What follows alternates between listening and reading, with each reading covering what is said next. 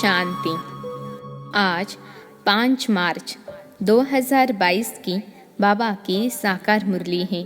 मुरली के महावाक्य है, मीठे बच्चे, बाप से तुम्हें सुमत मिली है, तुम्हारी बुद्धि का ताला खुला है, इसलिए तुम्हारा कर्तव्य है सबको अपनी बुद्धि का सहयोग देना। प्रश्न है, संगम युग पर तुम बच्चों के अंदर कौन सी आश उत्पन्न होती है जो बाप ही पूरी करते हैं? उत्तर है, संगम पर तुम बच्चों में स्वर्ग जाने की आश उत्पन्न होती है। पहले कभी सोचा भी नहीं था कि हम कोई स्वर्ग में जाएंगे। अभी यह नई आश उत्पन्न हुई है। यह आश एक बाप ही पूरी करता। यह आश पूरी होने के बाद फिर कोई आश नहीं रहेगी। गायन भी है, अप्राप्त नहीं कोई वस्तु देवताओं के खजाने में। गीत है, आखिर वह दिन आया आज। ओम शांति। सभी भक्तों के लिए जरूर कोई दिन आना है। सब भगवान को ही याद करते हैं, बाकी सभी है सीताएं, भक्तियाँ, सभी दुखी हैं। याद करते करते आखिर वह दिन आता है जबकि बाप आकर हाथ पकड़ते हैं। उनको खिवैया, बागवान, पतित पावन भी कहा जाता है। अब बच्चे जानते हैं हमने एक का हाथ पकड़ा है, नास्तिक से आस्तिक बने हैं। बाप ने बच्चों को अपना परिचय दे अपना बनाया है, वर्षा देने के लिए। बाप से ही वर्षा मिलता है ना। अब यह है बेहद का बाप परम पिता। इसलिए सब बच्चे जो भगत हैं वे सब उनको याद करते हैं, परंतु यह बात भक्त नहीं समझते। कितना धूमधाम से बाजे गाजे बजाते तीर्थों पर जाते हैं, कुंभ के मेले लगते हैं, वेद शास्त्र आदि पढ़ते हैं। यह सब है भक्ति मार्ग की सामग्री। इसलिए भगवान को याद करते हैं कि वह आकर इस दुर्गति से छुड़ाए। पुकारते रहते हैं, परंतु बाप का किसको पता नहीं। जिसको बाप का पता न हो वह जैसे बच्चा ही नहीं। बाप को न जानने कारण, नास्तिक बनने कारण दुख ही दुख है। बाप का बच्चा बनने से सदा सुख ही सुख है। बाप है स्वर्ग का रचयिता। वहाँ सभी तो नहीं चलेंगे, लिमिटेड नंबर ही आएंगे बाप से वर्षा लेने। बाकी सब धर्म वाले मुक्ति का वर्षा लेने आते हैं। लेना सबको बाप से ही है। बाप कहते हैं, अभी मैं तुमको सहजते सहज बात समझाता हूँ, बस मुझ अपने बाप को याद करो। और यह बाप ही समझाते हैं कि 5000 वर्ष पहले भी तुम मिले थे, हर 5000 वर्ष के बाद मिलते रहेंगे। अपने लिए तो जैसे पुरानी बात है, कल्प कल्प तुम राज्य गवाते हो, फिर पाते हो। 84 जन्म तुम ही लेते हो। यह है बहुत जन्मों के अंत का जन्म। तुम समझते हो हम पहले क्षीर सागर में थे, फिर आकर विषय सागर में फंसे हैं। क्षीर सागर व विषय सागर कोई है नहीं, परंतु पावन थे। फिर माया रावण ने पतित बनाया, अब फिर बाप पावन बनाने आए हैं। गीत में भी कहते हैं, आखिर वह दिन आया आज। भक्ति मार्ग में तुमको कोई आश नहीं थी कि हम स्वर्ग के मालिक बने। यह बात तो बुद्धि में थी ही नहीं। यह बाबा भी बहुत गीता पढ़ते थे, सुनते थे, परंतु यह आश नहीं थी कि हम राजयोग सीख नर से नारायण बनेंगे। तो अनायास ही बाप ने आकर प्रवेश किया। बाबा कहते हैं, मैं अब तुम्हारी स्वर्ग की आश पूर्ण करने आया हूँ। अब स्वर्ग में चलने की आश बुद्धि में धारण करो। स्वर्ग का रचयिता है बाप, वह बहुत सहज रीति बैठ समझाते हैं। हाँ, काम महाशत्रु हैं। यह तो सन्यासी भी कहते हैं, इसलिए घर बार छोड़ देते हैं। वह तो हुई एक दो की बात, उनका निवृत्ति मार्ग का पार्ट ड्रामा में है तो वह भी भगत गॉडफादर कहते हैं, लेकिन वह कौन है यह नहीं जानते। फिर कहते हैं भज राधे गोविंद। किसको भजे? कृष्ण का नाम फिर गोविंद रख दिया है। जो सुना है वह लिख दिया है। भला गोविंद किसको कहे? गौओं को चराने वाला, मुरली सुनाने वाला तो एक बाप ही है भी ह्यूमन गौ की बात। आगे तुम भी कुछ नहीं समझते थे। अभी बाप ने आकर सुमत दी है। माया रावण कुमत देते हैं, बाप सुमत देते हैं। सुमत है शिव बाबा की, कुमत है रावण की। सुमत माना श्रीमत, कुमत माना झूठी मत। अभी तुम कॉन्ट्रास्ट को जानते हो। हम झूठी मत पर थे, स्वर्ग की आश तो थी नहीं। अभी बाप ने नई आश प्रकट की है। वहाँ कोई अप्राप्त वस्तु होती नहीं जिसके लिए माथा मारना पड़े। अब तुम सबकी नई आश है। भल पुरुषार्थ नंबर वार करते हो। बाप तो नंबर 1 मत देते हैं ना। कहते हैं यह तो ऐसा है जो ब्रह्मा भी उतर आए तो भी उनकी मत नहीं लेंगे। यह पिछाड़ी की महिमा है। तुम्हारी महिमा पिछाड़ी में गाई जाएगी। जब तुम संपूर्ण बन जाएंगे तब वाह वाह निकलेगी। अभी तो चढ़ते गिरते रहते हैं। अभी अभी खुशी में नाचते, अभी अभी मुर्दा बन पड़ते। माया भिन्न भिन्न प्रकार से ठोकर मार देती है। कहाँ न कहाँ सूत मूंझा देती हैं। जो श्रीमत को छोड़ रावण की मत पर चल पड़ते हैं, फिर चिल्लाते रहते हैं। बाबा कहते हैं कदम कदम पर सावधानी लेते रहो। श्रीमत पर चलने में ही तुम्हारा कल्याण है। तुम्हारे अंदर बाप ने ही आश प्रकट की है ना कि श्रीमत पर चलने से यह लक्ष्मी नारायण जैसा बनेंगे। जैसे यह यानी ब्रह्मा बनते हैं, ऐसे तत्वम। यह बात भूलो मत। परंतु माया ऐसी है जो श्रीमत लेने का चांस ही नहीं देती।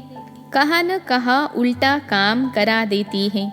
करके फिर पीछे आकर कहेंगे बाबा हम यह काम कर बैठे, टाइम नहीं मिला जो राय लेवे। अब क्या करें? माया ने तुमको थप्पड़ मारा, इसमें बाप क्या करेंगे? हर बात में कदम कदम पर बड़ी सावधानी चाहिए। सन्यासी कभी नहीं कहेंगे स्त्री पुरुष इकट्ठे रहें, पवित्र रह सकते हैं। इसमें युक्तियाँ बहुत हैं। ब्रह्मा कुमार कुमारी कहलाना कितनी बड़ी युक्ति है। तुम बच्चे ब्राह्मण ब्राह्मणियाँ बनते हो तो कहा कुल को कलंक नहीं लगाना। बहन भाई का नाता कभी उल्टा नहीं होता। लॉ नहीं जो बहन भाई आपस में शादी करें। यहाँ तो सब भाई बहन हो जाते हैं। इस पर वो लोग हंसते हैं। यह फिर कहाँ का रिवाज है? यह तो है ही नई बात। ऐसे राय कभी कोई दे न सके। कोई पूछे तुम बीके हो तो भाई बहन हो गए, तो बुद्धि में बिठाना है, क्योंकि सबकी बुद्धि का ताला बंद है। पत्थर बुद्धि है तो तुमको उनकी बुद्धि का ताला खोलना चाहिए। ढेर के ढेर सेंटर्स हैं, उनमें सभी अपने को ब्रह्मा कुमार कुमारी कहलाते हैं, तो भाई बहन ठहरे ना। वह क्रिमिनल असॉल्ट कर न सकें, इम्पॉसिबल है। यह तो नई रचना है ईश्वर की। वह कहते हैं गीता में तो कभी सुना नहीं है। बाप कहते हैं यह तो मैं तुमको सिखलाता हूँ। फिर तो न शिव बाबा होगा न बीके होंगे। यह ज्ञान प्रायलोप हो जाएगा, फिर कहाँ सुन सकेंगे। अभी मैं तुमको राजयोग सिखला रहा हूँ। जब राजधानी की स्थापना पूरी हो जाएगी तो फिर यह सब खलास हो जाएगा। पांडवों ने राजधानी स्थापन की, यह भी शास्त्रों में नहीं है। देवताए तो थे पावन दुनिया के मालिक, दैत्य है पति दुनिया के। इन्हों की फिर आपस में लड़ाई कैसे लग सकती? स्वर्ग से नरक में लड़ाई करेंगे क्या? अच्छा भला आसुरों और देवताओं की लड़ाई कैसे लगी? जरूर संगम होना चाहिए। वह अपना लश्कर ले आकर लड़ाई करें, हिसाब ही नहीं बैठता। जहाँ असुर हैं वहाँ देवता कोई है नहीं, जहाँ देवताएं हैं वहाँ असुर नहीं, तो फिर लड़ाई कैसे लग सकती? कौरवों पांडवों की लड़ाई भी लग न सके। जो श्रीमत पर चलते हैं वह कभी किसको लड़ाएंगे कैसे? लड़ाने वाले हैं मनुष्य। बाप लड़ने व जुआ खेलने की छुट्टी नहीं दे सकते। पांडव कोई मूर्ख थोड़े ही थे जो जुआ खेलेंगे व आपस में लड़ेंगे। बाबा ने समझाया है कि यह बाबा का रुद्र ज्ञान यज्ञ है। अबलाओं पर अत्याचार बहुत होते हैं, विष के लिए कितना तंग करते हैं। बोलो, भगवान कहते हैं काम महाशत्रु है, इस पर विजय पाने से तुम स्वर्ग में आ जाएंगे। ऐसे ऐसे समझाने से बहुत जीत भी पाते हैं। फिर उनको देवी कहे पूछते हैं, मदद भी मिलती है। मनुष्य तो सुनकर डर जाते हैं कि स्त्री पुरुष इकट्ठे रहते पवित्र रहे। यह हो नहीं सकता। कहते हैं जरूर कुछ जादू है। ऐसे सत्संग में कभी नहीं जाना। शुरू में बच्चियाँ भागी तो वह नाम हो गया। भट्टी जो बनी तो जरूर भागे होगे ना। बांधेलियों को बहुत राय मिलती है, इसमें बहादुरी भी चाहिए।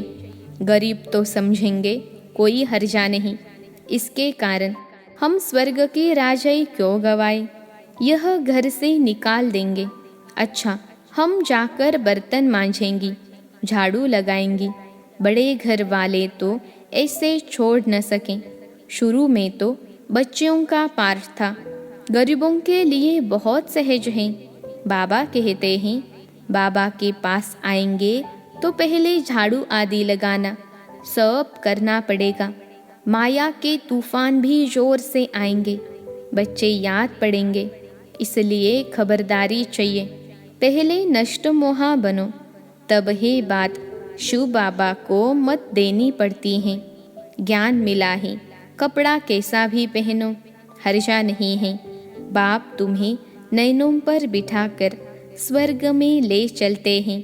साजन पिछाड़ी सजनी जाती है तो मटकी में ज्योति जगाते हैं। बाप आते ही हैं सबको गुलगुल बनाकर ले जाने। प्योर तो सभी बनेंगे। पापों का बोझा सिर पर है तो हिसाब किताब अंत में चुकतू कर जाना है।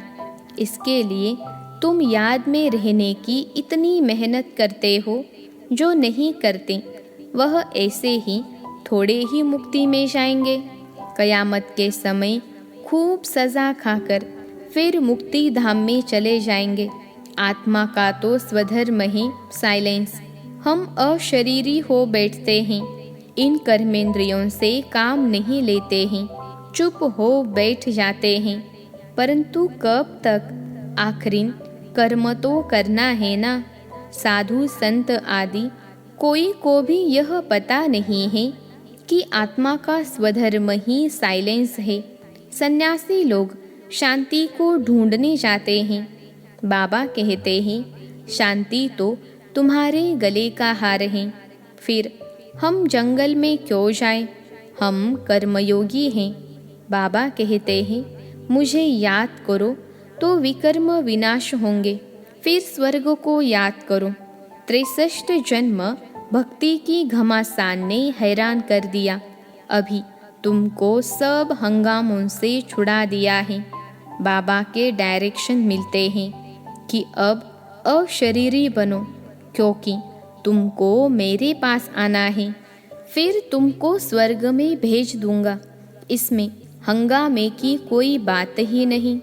भक्ति मार्ग में तुमने धक्के खाए सो तो फिर भी खाने पड़ेंगे। सबको पुनर्जन्म लेते लेते तमोप्रधान बनना ही है।